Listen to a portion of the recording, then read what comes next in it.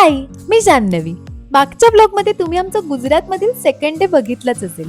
आज पहाटे 5:30लाच उठलो. आजच्या दिवसासाठी छान तयार झालो. तर हा आहे आजचा माझा गुजरात ट्रिपचा थर्ड आउटफिट. तर सगळ्यात आधी पोटभर नाश्ता केला आणि केवडियाहून अहमदाबादला जायला निघालो. जवळपास 4 तासांच्या प्रवासानंतर आम्ही गांधीनगरला पोहोचलो. इथला आमचा फर्स्ट पॉइंट होता स्वामीनारायण अक्षरधाम मंदिर. हे मंदिर खरोखरच खूप सुंदर होतं. इथे मोबाईल फोन अलाउड नसल्यामुळे आम्हाला मंदिरात फोन नेता आला नाही. मंदिरात अगदी प्रसन्न वातावरण होतं. दर्शन झाल्यावर आम्ही आज स्पेशल गुजराती थाळी जेवलो. आपल्या नेहमीच्या जेवणापेक्षा थोडंसं गोडसर होतं, पण चव एकदम छान होती हा.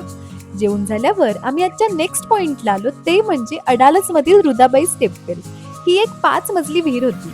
गुजराती किंवा मारवाडी भाषेत पायऱ्यांच्या विहिरीला वाव असं म्हणतात. ही विहीर जवळजवळ 500 वर्षांपूर्वीची आहे हा. ही विहीर सोलंकी स्थापत्य शैलीत बांधलेली आहे. या पूर्ण वास्तूलाच इतकं सुंदर कोरीव काम केलेलं आहे ना. जसं जसं या विहिरीच्या खालच्या मजल्यावर उतरलो तसं तसं इतकं थंड वाटत होतं ना. पण खरंच ही विहीर म्हणजे स्थापत्य कलेचं एक उत्तम उदाहरण आहे, एवढं मात्र नक्की. यानंतर आमचा नेक्स्ट पॉइंट होता साबरमती आश्रम.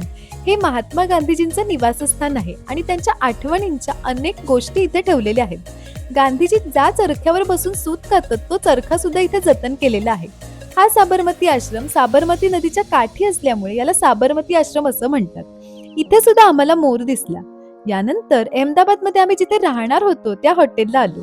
तर ही आहे आजची आमची रूम, जिथे आम्ही आज राहणार होतो.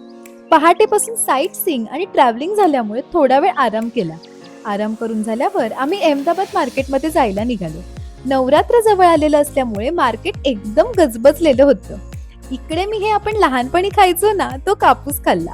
थोडा वेळ बाजारात फिरून रात्री परत हॉटेलला आलो. डिनर केलं आणि शतपावली करायला हॉटेल बाहेर आलो. तर असा होता आजचा आमचा गुजरात ट्रिपचा थर्ड डे. दुसऱ्या दिवशी आम्ही श्रीकृष्णाच्या द्वारकेत गेलो होतो बरं का. तिकडे आम्ही काय काय बघितलं हे बघण्यासाठी भेटूया नेक्स्ट ब्लॉग मध्ये. बाय.